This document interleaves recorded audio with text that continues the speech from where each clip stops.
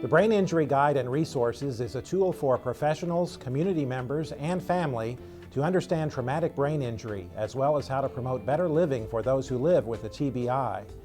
In this interview, we will talk with Andrea Buning, a TBI survivor and member of the Missouri Head Injury Advisory Council, to learn how TBI changed her life. And Andrea, thank you very much for being with us. We appreciate it. Thank you for having me. First of all, Andrea, how did you sustain your traumatic brain injury? I was driving back to my home on a really simple two-lane road that had no shoulders, and a truck was passing on a hill, and I took the ditch on my side of the road, and he took the ditch with me and hit me head on. And what sort of injuries did you sustain? I have a traumatic brain injury, and I have an acetabular fracture with 17 screws. And I was in a coma for 7 weeks, and I have no memory of anything probably for about 3 months. And your son was in the car too, Yes, right? he was. And what injuries did he sustain? He had a massive amount of orthopedic injuries to his hip. He didn't end up with a brain injury, but he was trapped in the car for 2 hours. And then you spent a considerable amount of time in the hospital, didn't you? Yes, I did. I spent 4 months inpatient, and then 7.5 months in an outpatient program that was there at the hospital campus. But I started out at KU Medical Center, and I was there for 3 weeks. And tell us about the kind of therapy you received during that time. I had recreational therapy, I had occupational therapy, speech therapy, and physical therapy. And you were telling me earlier, Andrea, that you were able to get access to some of this treatment that you needed because you had a strong advocate. Yes, I did. My mother and my family members were extremely strong advocates for me. If my mother had not been an advocate for me early on when I was at the hospital in Kansas, I would have ended up in a nursing home. But my mother found Missouri Rehab Center in the phone book, and she spoke with them, and they agreed to take me, and now the rest is history. She's been a wonderful advocate for me. Is that something that I'm sure you highly recommend for families who are dealing with this sort of situation, that they be strong advocates? Extremely so. And the more they learn about brain injury, the better that their survivor is going to do as far as accessing services and accessing help. And if at any possible way they can get in touch with an independent living center, then they should. I'm sure this was a long haul. You had to be very patient, I'm sure, in your recovery.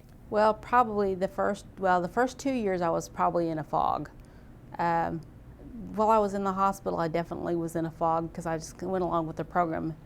I had people say, well, you're so courageous, you're so strong, you're this, and I'm like, I just did what they told me to do. I felt like that they were the ones with the education. They knew better than I did. And if they told me to do something, I didn't argue about doing it necessarily. Not all the time, anyway. Yeah. Were you encouraged by the progress that you were making? Could you sense that you were making progress? I had no clue about what I was doing or why I was doing it. I knew that I was in a wheelchair. I knew that I couldn't walk. I knew that I couldn't remember things, and I also knew that I couldn't leave. But I really did not have any awareness of what was going on around me, as far as other people's thoughts and if I was making progress or not. I really did not know. Well, today you're obviously functioning very well. Can you tell us about how the traumatic brain injury has affected your life?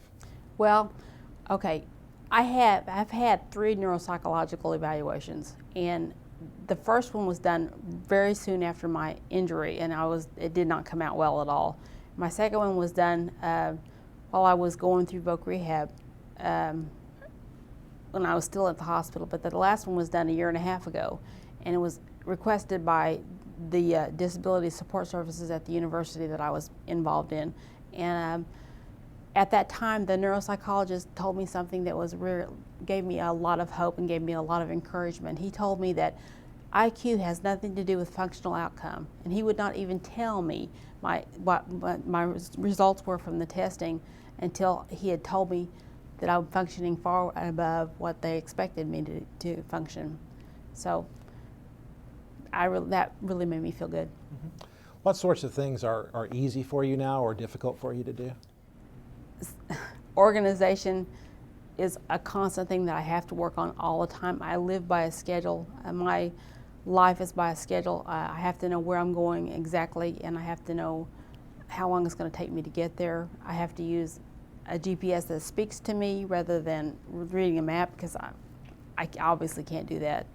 And multitasking is difficult, as it is for most people with brain injuries. Speaking can sometimes be difficult.